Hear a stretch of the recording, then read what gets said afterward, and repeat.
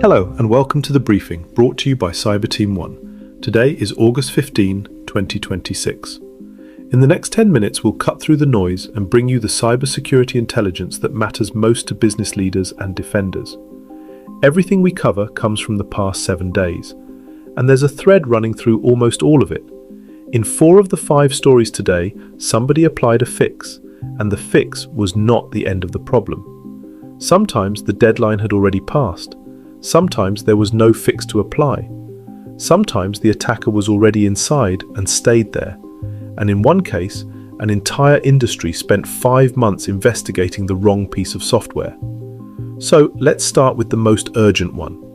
First, Cisco. Cisco has confirmed that attackers are exploiting a flaw in its Secure Firewall products, the ASA and threat defense lines. An attacker sends a single, specially crafted request to the remote access VPN service, and the firewall reloads. It drops. Everyone connected is disconnected. Now, this isn't data theft. Nobody is stealing your files with this one. What they're stealing is your availability, and they get to choose the timing. Think about what that means. Your remote workforce, your site connections, your third-party maintenance access. All of it runs through that box, and someone else has a switch. 2 things make this worse than a normal outage bug. There is no workaround. Cisco is clear about that.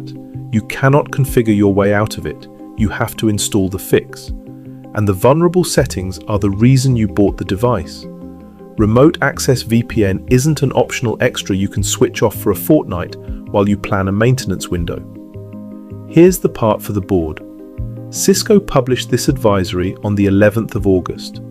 The US government gave its own agencies a deadline of the 14th, 3 days. That deadline has now passed. If your organization patches network equipment on a 30-day cycle, you've missed that benchmark by a factor of 10. One practical note: only devices with certain settings enabled are affected. SSL VPN or IKEv2 with client services, or zero trust network access. Find out which of your devices have those settings by asking the devices, not by reading the asset register. The register will be wrong. It usually is.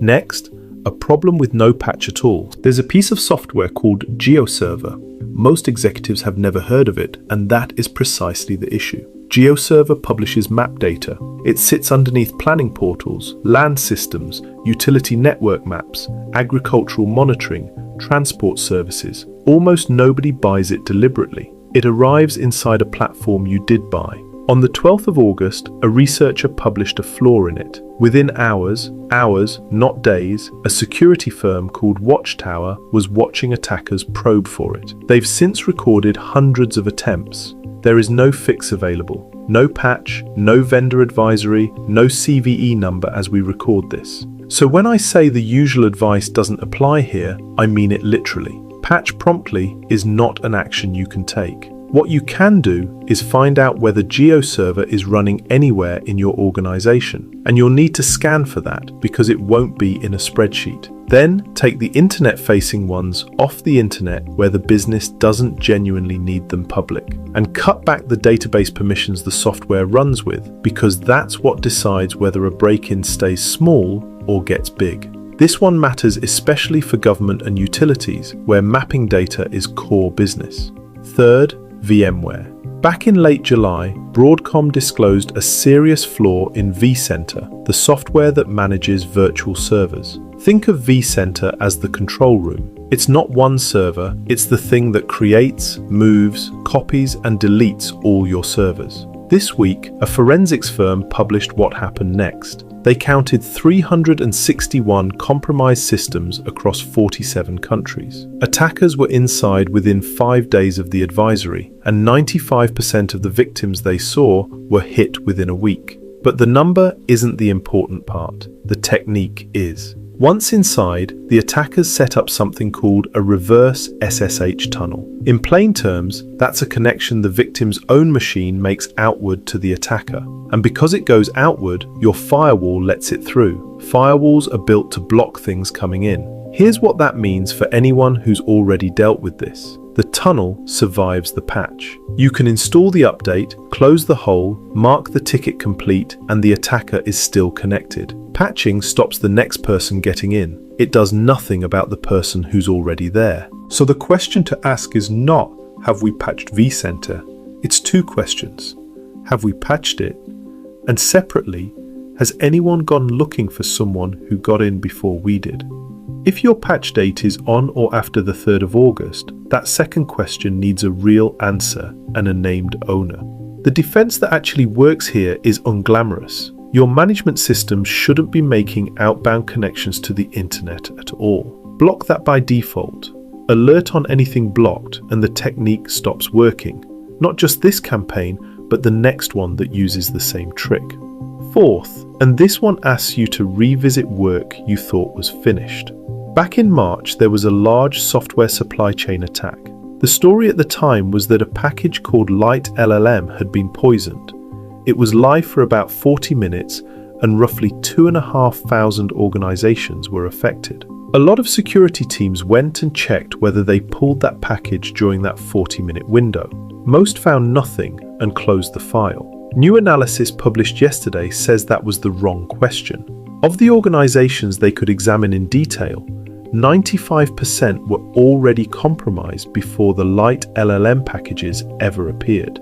The real entry point was days earlier, and it was a different product entirely, a security scanner called Trivy. The compromise ran from the 19th to the 24th of March. Light LLM was the closing act, not the whole play. Let that sit for a second. The way in was a security tool. The scanner bought to find problems in the build pipeline was the thing that opened it. Two consequences, and they cost money. The first is that the malicious code kept running after the packages were pulled. It planted a file that Python executes automatically every time it starts, even if the poison package is never used. Removing the package from the registry did not clean the machines. The second is what was taken: credentials. More than 1,000 organizations exposed authentication tokens. Hundreds exposed private keys, cloud access keys, source control tokens, API keys. And that data is being sold right now on Telegram, bundled up and offered around.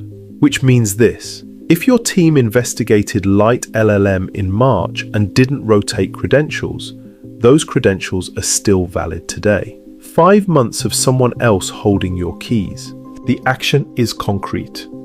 Go back and search your build logs for Trivy, not Light LLM, between the 19th and 24th of March. 6 build platforms were involved: GitHub Actions, GitLab, Jenkins, Bitbucket, CircleCI, and BuildKite. And check whether your logs even go back that far, because if you keep 90 days, that evidence is already gone. To wrap up, a reporting tool that just became visible to your scanners.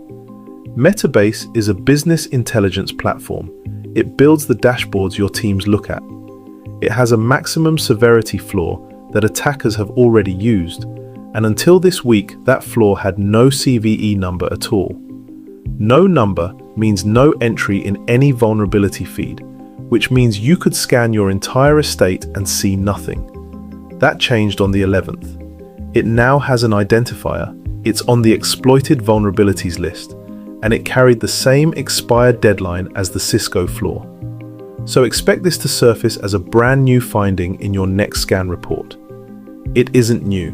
The flaw has been there all along. Your tools simply had no way to name it. 2 details came with the number.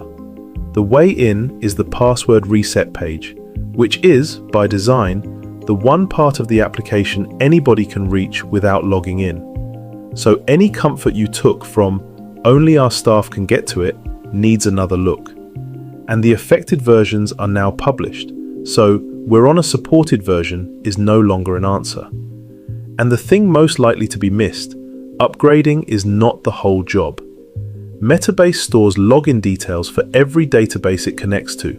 Upgrade first, then change all of those passwords, in that order. So, pulling it together, 2 flaws with government deadlines that expired yesterday: Cisco and Metabase. 1 flaw with no fix at all, where the only moves are reducing exposure and cutting permissions. One campaign where the attacker's foothold outlives your patch, and one investigation that a lot of organizations need to reopen and rescope. If you take one thing from this episode, make it this. Applying a fix and ending an exposure are two different events, and most organizations only measure the first one. Ask your team not, did we patch it, but how do we know it's actually over? That's it for this edition of The Briefing. Stay alert, verify the facts, ask the hard questions, and we'll see you in the next one.